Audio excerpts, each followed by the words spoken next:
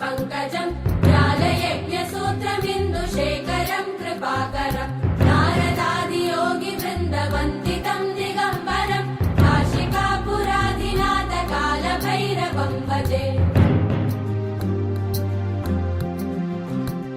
भानुकोटिभास्वरं भवाब्धितारकं परं नीलकण्ठमीप्सितार्थदायकं त्रिलोचनं कालकालमम्बुजाक्षमक्षशूलमक्षरं काशिकापुराधिनाथकालभैरवं भजे।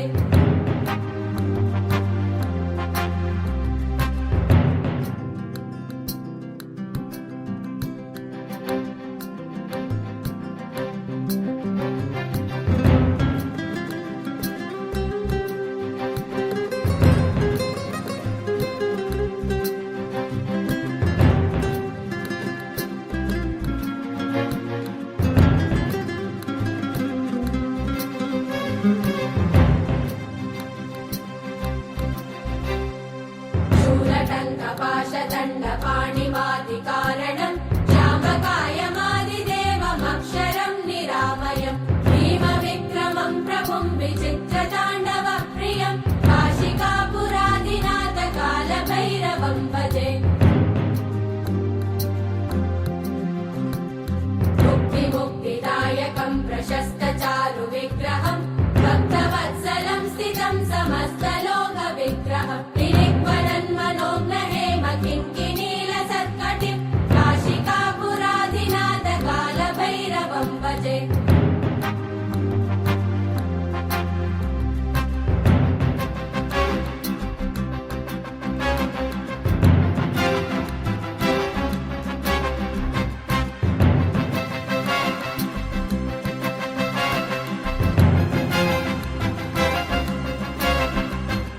धर्मसेतुपालकं त्वधर्ममार्गनाशकं कर्मपाशमोचकं सुशर्मदायकं विभुं स्वर्णवर्णशेषपाशशोभिताङ्गमण्डलं काशिकापुराधिनाथकालभैरवं भजे।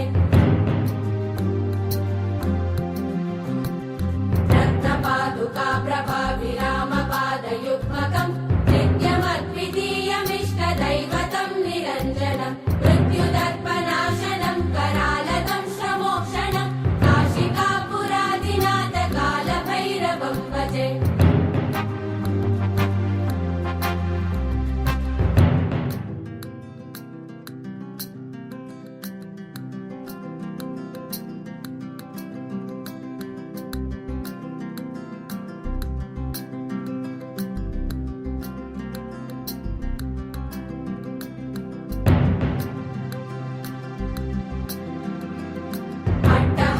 भिन्नपद्मजाण्डकोशसन्ततिं दृष्टिपातनष्टपापजालमुग्रशासनम् अष्टसिद्धिदायकं कपालमालिकन्दरं काशिकापुराधिनाथकालभैरवं भजे।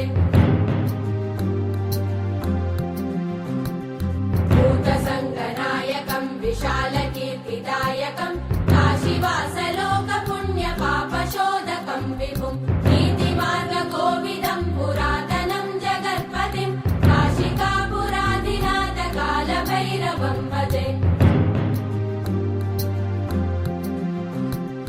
कालभैरवाष्टकं पठन्ति ये मनोहरं ज्ञानमो